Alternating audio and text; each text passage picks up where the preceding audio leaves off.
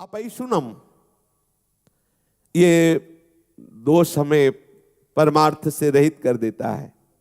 तो सुना तुमने, वो ऐसा ऐसा ऐसा है, चुगली करना, ये चुगली करना।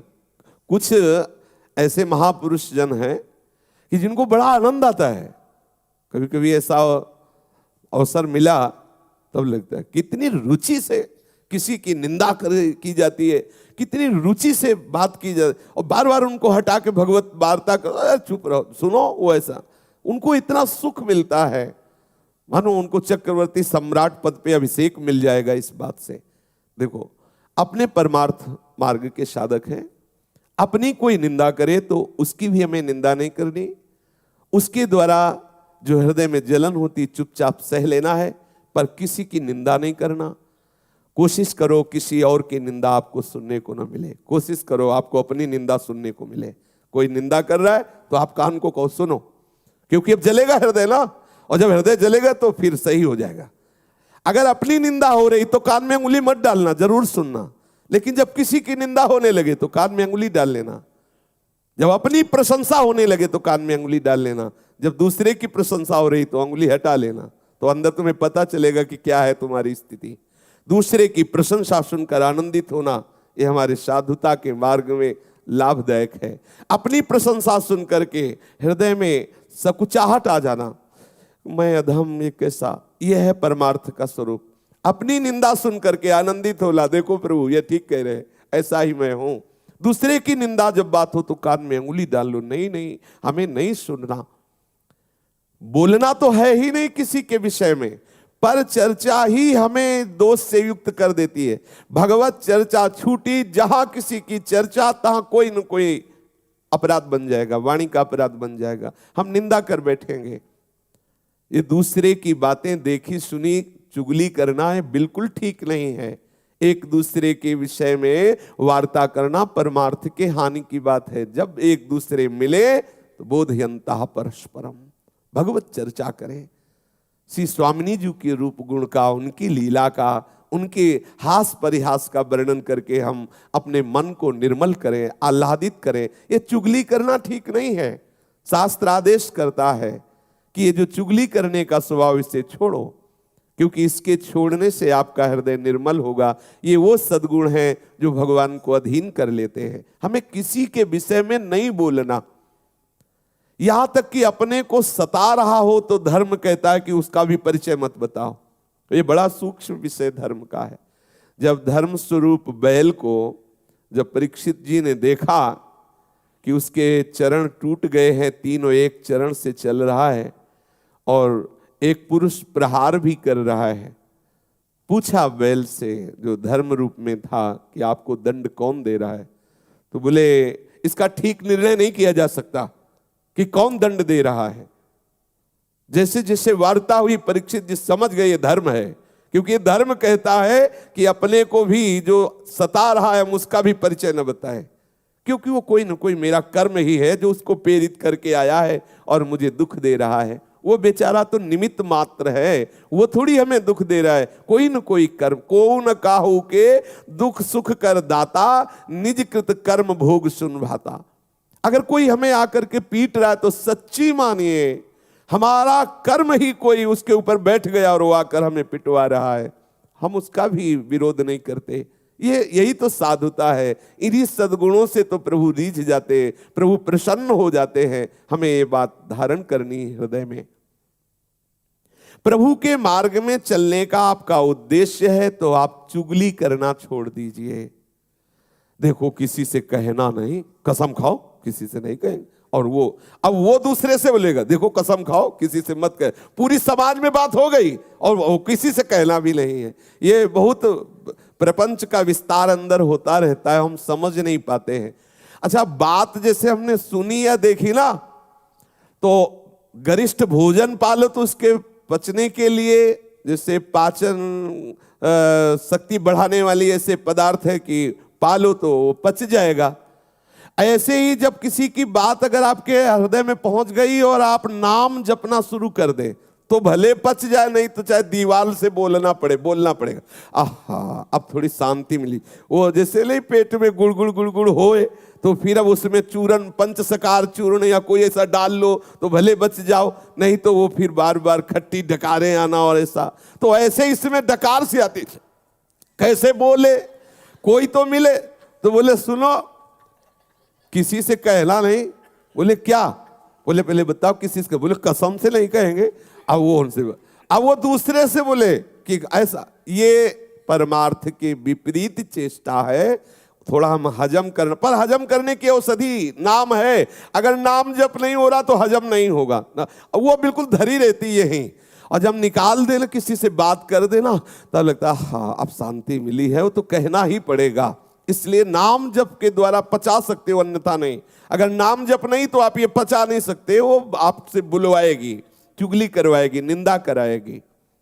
दोष दृष्टि द्वेष वृत्ति मिटा करके हमें सर्वत्र भगवत भाव करना है। इसलिए हमें किसी की चुगली नहीं करनी है। सबको सुख पहुंचाने की भावना, सबसे सुंदर दया का स्वरूप यही है। सबका मंगल हो, सब सुखी हो। कैसे होंगे?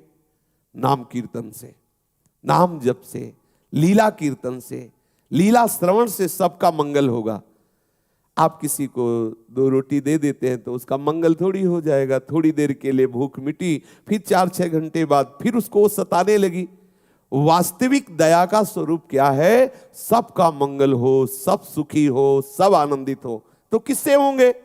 सबका मंगल, सबका सुख, प्रभु का नाम कीर्तन श्रवण करना, प्रभु का नाम कीर्तन गायन करना, प्रभु की लीला कथा श्रवण करना, प्रभु की लीला कथा गायन करना सबसे बढ़िया निरपेक्ष दया है। जब कहीं कोई आपको मिले तो उसको सुख प्रदान करने की भावना से आप भगवत चर्चा कीजिए, भगवान नाम कीर्तन करने की प्रेरणा दीजिए, भगवान नाम जपने की प्रेरणा। ये सबसे बड़ी दया है। नाम सुकृत धन अपनी जीवन, ये हमारा जीवन है। राधा नाम हमारा जीवन है, हमारा प्राण है, सबसे बड़ा धन है, परम धन है। अब हम किसी को राधा नाम सुना रहे, राधा नाम कीर्तन कर रहे, राधा नाम जपने की प्रेरणा करें, ये सबसे बड़ा सुख है, उसको दिया जा रहा है। क्यों? इसमें फंसोगे नहीं, फंसोगे नहीं। अपने आराध्य देव का नाम कीर्तन, अगर कहीं अन्य भावना करके अन्य दया करना शुरू किया तो फंसने के चांस हैं। सबसे हित की भावना, सर्वभूत हिते रताः। कैसे हित होगा? केवल किसी को थोड़ी औषधि दे दी, थोड़ा भोजन दे दिया, वस्त्र दे दिया दया करके, तो ये कोई खास दया नहीं हुई। सदा मंगल होता रहे। यदि उसके नाम रूप लीला धाम में कहीं भी रुचि हम पैदा कर पाए संग के द्वारा, ये बहुत बड़ी दया हो गई, ये बहुत बड़ा हित हो गया, उसका बहुत बड़ा मंगल हो गया। ये हृदय में विचार कीजिए। सर्वभूत हिते रताः कैसे होगा? भगवान नाम से होगा, भगवत लीला गुणगान से, भगवत रूप चिंतन से होगा। कोई भूला हुआ जीव यदि भगवान नाम जपने लगे, उसका मंगल हो गया। उसके शरीर से ऐसे परमाणु निकलेंगे, जहां वो रहेगा वो आसपास वातावरण मंगलमय होने लगेगा। अगर एक आदमी दुराचारी है, गंदे आचरण करता है, तो जिस मोहल्ले में रहता है वो पूरा मोहल्ला दूषित हो जाता है।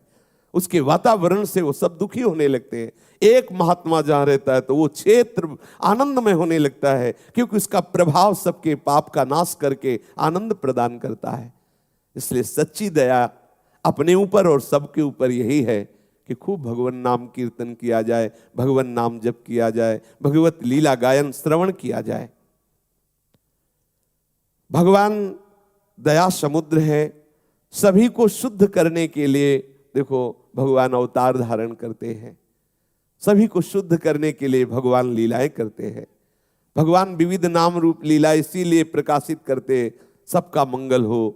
कभी कभी प्रतिकूल लीलाएं करके, जैसे प्रभु आवेश में रोष में दिखाई दे रहे हैं और दिव्यास्त्रों के द्वारा वो संहार लीला करते नजर आ रहे हैं। बड़ी दया है इसमें।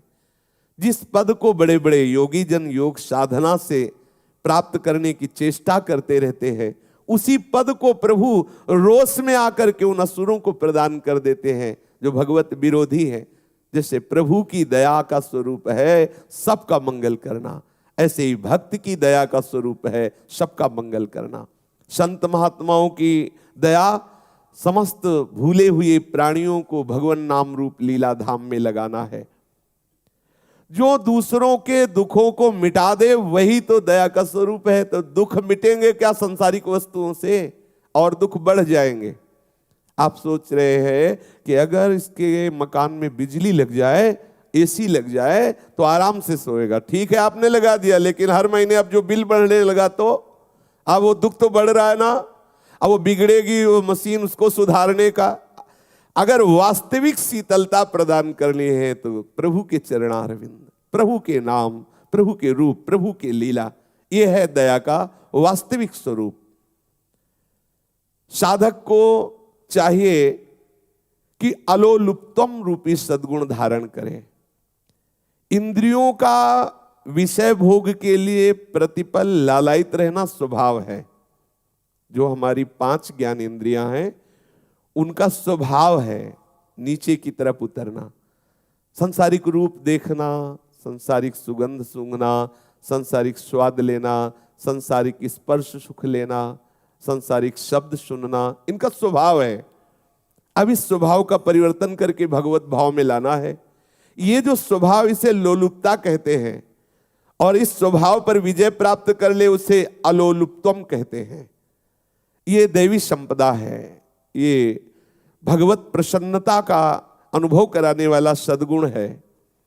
हम उतनी ही वस्तुओं का सेवन करें जिससे हमारा भगवत चिंतन सतत चलता रहे। सच्ची मानिए, ये जो बहुत गरिष्ठ भोजन है, बहुत मीठा भोजन है, ये जो कई तरह के, ये हमारे अंदर कई वासनाएं पैदा कर देता है।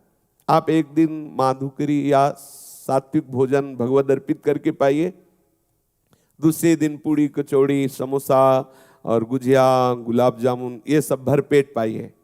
फिर आप दोनों दिन के भजन का निर्णय कीजिए, दोनों दिन के विचार को आप डायरी में लिखिए, ईमानदारी से निर्णय करके। आप एक दिन जो सात्विक भोजन भगवत प्रसाद स्वरूप पाए तब आपके क्या विचार थे, कैसी भजन पद्धति चली, और दूसरे दिन जब आप भंडारे का पाए या ऐसा गरिष्ठ भोजन पाए तब आपके कैसे विचार रहे, देख लीजिए। ये लोलुपता छोड़ने के लिए आपको एक नियम बनाना पड़ेगा। समाज में जो अच्छे पदार्थ कहे जाते हैं उनसे आपको बचना होगा। ये बहुत अच्छा भोजन बना हुआ है, वो आपके भजन को नीरस करने वाला है। ये इंद्रियों की लोलुपता, एक एक इंद्री को संभालना होगा।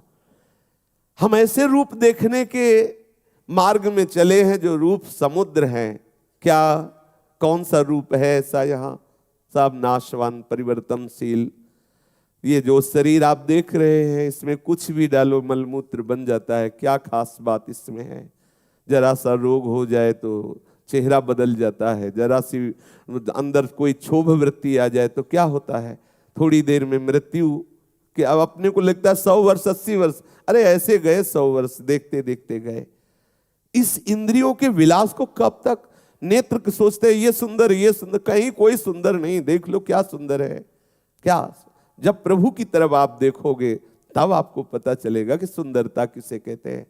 सुगंध हमारे प्रभु के श्री अंग में जो है वो सुगंध हमें प्राप्त करनी। स्पर्श हमें स्वामी जी के श्री चरणों का, लालजू के श्री चरणों का प्राप्त करना है।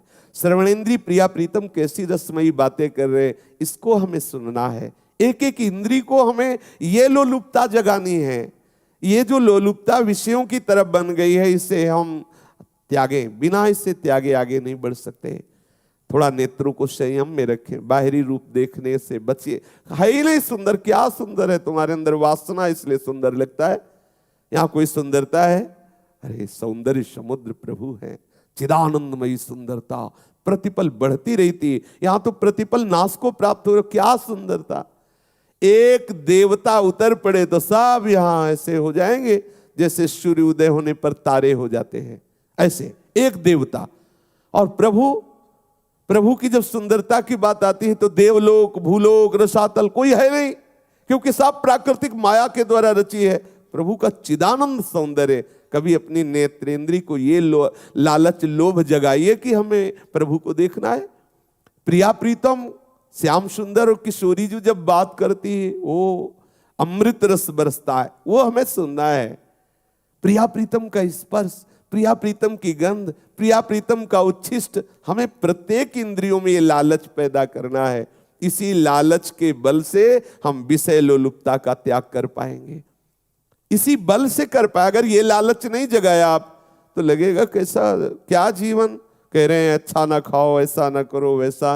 अरे जितने दिन का जीवन मिला है मौज लो, मौज आनंद। तो ये इधर मौज है, इधर मौज है। बड़ी मौज वालों को देखा है नाली में गिरे हुए पड़े, मौज है उसमें, नाली में पड़े। एक इतनी नाली थी हितधाम के सामने, तो एक शराबी भगवान के दर्शन हुए। ऐसा लग रहा था जैसे बहुत बड़ी धारा को पार करना हो।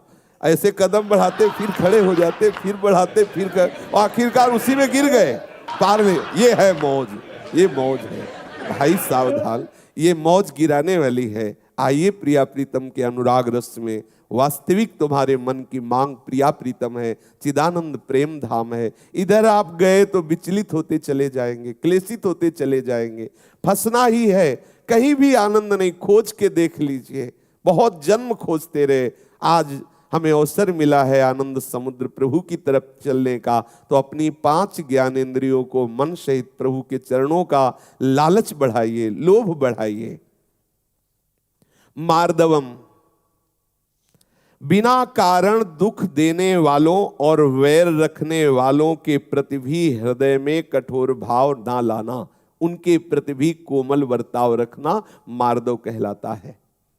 ये कोमल वर्ताव तभी रहेगा जब ये विचार करेंगे कि बेचारा ये क्या कर सकता है, गुणों से प्रेरित है, प्रेरित होकर ऐसी चेष्टा कर रहा है। ये बहुत नीची धरा का चिंतन है। ये बेचारा जो हमें गाली दे रहा है, निंदा कर रहा है, मारा गया है, माया के द्वारा इसकी बुद्धि हरण कर ली गई है, इसलिए ऐसा कर रहा है। ये बहुत नीची धरा का। उत्तम धरा का है कि मेरे प्रीतम ही इस रूप में, इसलिए कोमलता बनी रहेगी। 2 विचार, यदि आप प्रीतम भाव नहीं रख पा रहे तो बेचारा है। वो बातुल भूत विवश मतवारे ते नहीं, बोले ही वचन विचारे, है ही नहीं उनके अंदर ज्ञान, विवेक ही नहीं कोई विचार की बोल सके। इसलिए जैसे छोटा बच्चा है, अपने को गाली देने लगे, कुछ ऐसा प्रतिकूल करने लगे, तो हमारे अंदर तत्काल भाव आता है कि बच्चा है, तत्काल भाव आता है। तो ये सब बच्चे हैं।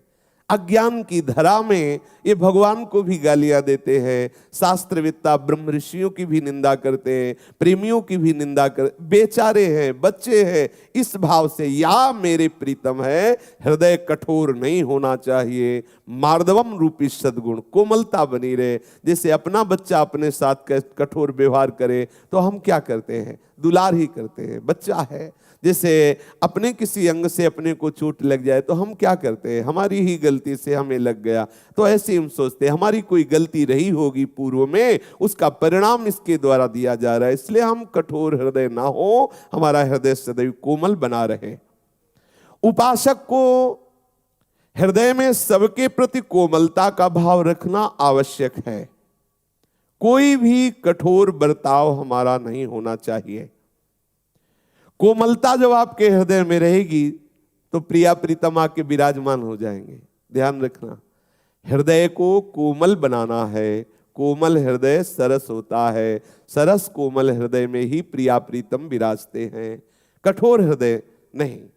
सब महापुरुष एक स्वर में आदेश करते हैं यही, कबहू कठोर न होई, कोमल चित सब सो मिले, कबहू कठोर न होई। सबसे कोमल व्यवहार, कोमल भावनाएं, हमारे अंदर कठोरता स्पर्श न करे, क्योंकि मुझे संभालना, मेरे हृदय में प्रिया प्रीतम आने वाले हैं। रसिक शेखर नौ किशोरी किशोर सुकुमारता की रास जुगल सरकार पधारने वाले हैं। जैसे हम लीप पोत के आंगन और सुंदर आसन की रचना करते हैं कि भाई गुरुदेव पधार रहे हैं, कोई महापुरुष पधार रहे हैं, अगर थोड़ा भी कूड़ा आने की संभावना होती है तो हम उसे रोकने की चेष्टा करते हैं कि यहाँ गंदा ना होने पावे। ऐसे ही हमारा हृदय अब प्रिया प्रीतम के लिए प्रिया प्रीतम पधारेंगे। हम अपने हृदय को कोमल रखें, क्योंकि इतने सुकुमार प्रिया प्रीतम विराजेंगे, कठोर हृदय ना होने पावे, ये किसी के प्रति ना होने पावे। क्योंकि हम बर्ताव किसी के प्रति कठोर करेंगे तो हमारा हृदय कठोर होगा ना। कठोर हृदय में हमारे सुकुमारी किशोरी किशोर थोड़ी आएंगे। इसलिए हमें हृदय एकदम द्रवित रखना है, कोमल रखना है, सरल स्वभाव रखना है। कठोरता हृदय में आने न पावे, सावधानी रखनी है। ह्री, शास्त्र और लोक मर्यादा के विरुद्ध काम करने पर जो एक लज्जा होती है, एक संकोच होता है, उसे ह्री कहते हैं। ये आपको अशुभ आचरणों से बचाएगी। अगर हम ऐसा करेंगे तो हम साधक हैं, हम उपासक हैं, क्या होगा? शास्त्र विरुद्ध आचरण, लोक में निंदा।